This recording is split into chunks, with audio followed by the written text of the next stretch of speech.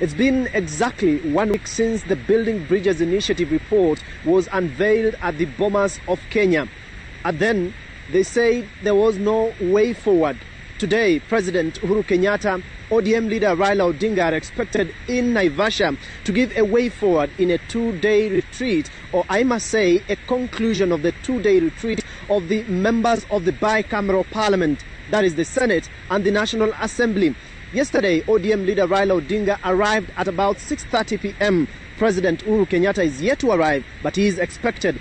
With me here is our two MPs, Amisi Caleb Amisi, Member of Parliament for Saboti, and Isaac Mwaura, nominated senator. We'll go straight to the question that Gituku has just asked with regard to, is there still room to reopen the Building Bridges Initiative report, or those pushing for the same are knocking the door too late? Yeah, thank you. I think, of course, just like you've mentioned, there is room to amend. That's why we are here. We are here basically to hold a discourse around the issues that are contentious in the document. And there are not so many. Remember, these are views that were gathered from members of the public. And those who have been running around, telling Kenyans that their views have not been captured, you ask them, where were they? The task force went round all the 47 counties to gather this from the Kenyans, and they came up with a document in form of the BBI report. If you look at that document, I presented my views to the Building Bridges Initiative Task Force in respect to youth agenda.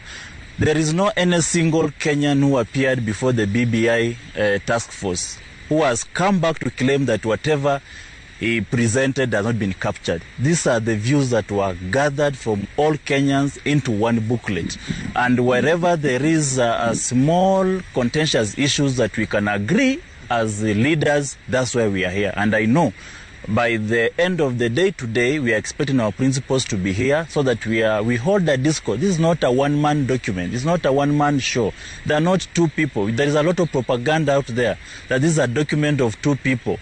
This is a document that comprises of views from all corners of the country, from all people, from all walks of life. Their names are documented in that document. So those who are running outside, their names are not there, meaning they never believed in the process from the word go. Senator Mwaura here, last week we saw you leading a group of PWDs, people living with disabilities, particularly from both the Senate and the National Assembly, insisting that your views were not factored in the Building Bridges Initiative report, and that you intended to have a document open so that the views that had not been factored in be put inside.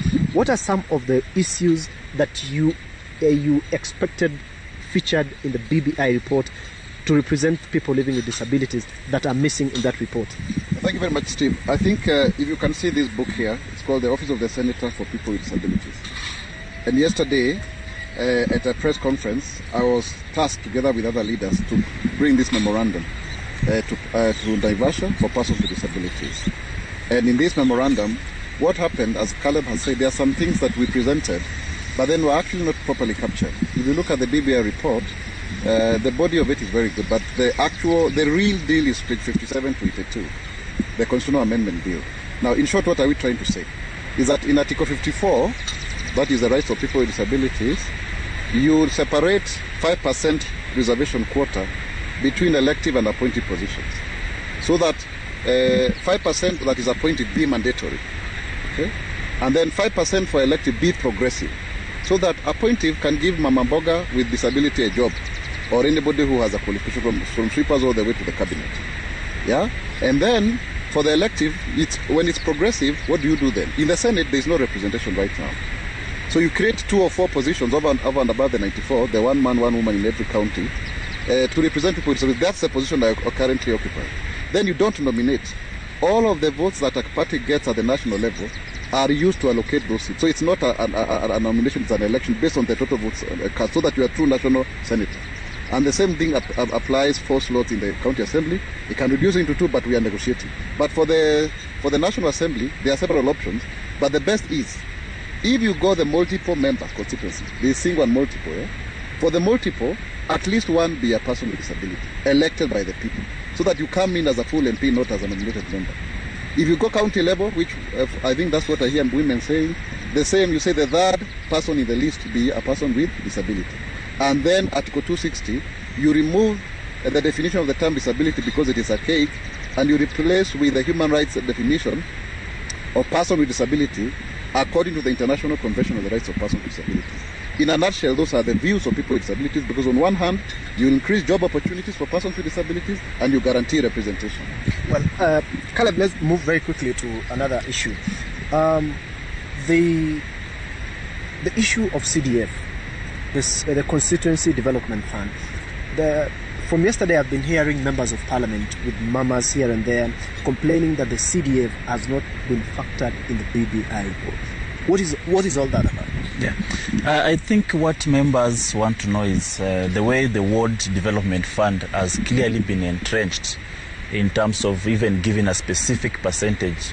5% of the county revenue allocation will go to the ward development.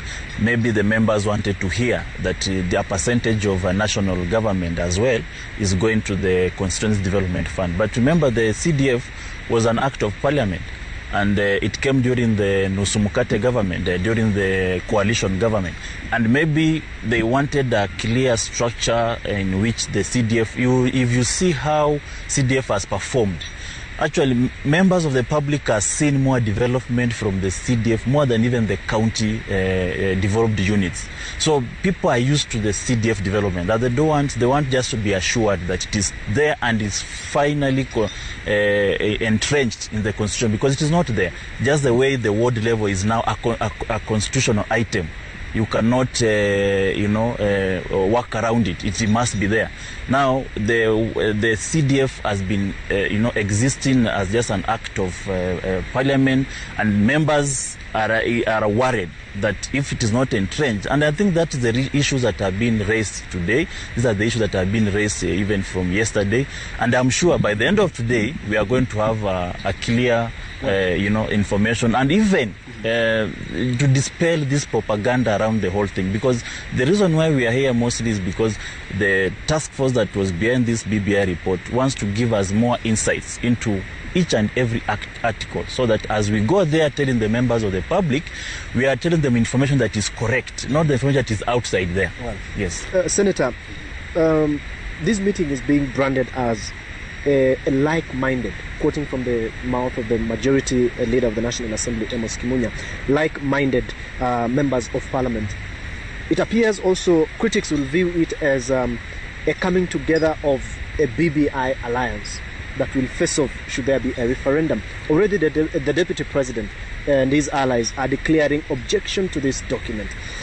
Are all members of parliament who have come to this retreat pro-BBI members of parliament? Because we have not seen members of parliament allied to the Deputy President.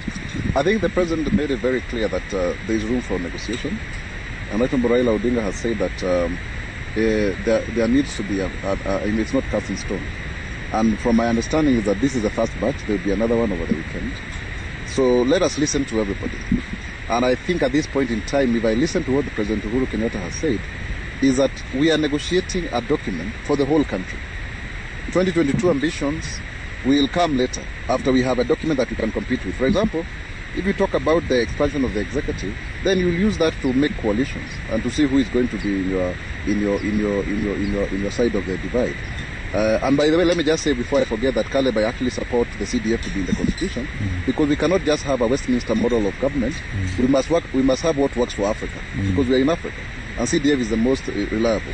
And that is even why we want people with disabilities elected through a multiple member who also can come with CDF. Do you understand? So that then it is not just talking. But what I'm trying to say is this, Steve, there is no way you can say that now it is us versus them.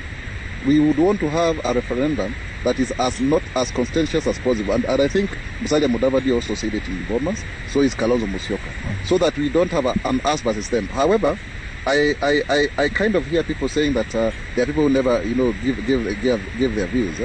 And so therefore it becomes a challenge when you say you didn't give your views, but then now you are criticizing the document. But I believe that we can find an amicable solution. Let us be open-minded, because Kenya is yet to sort.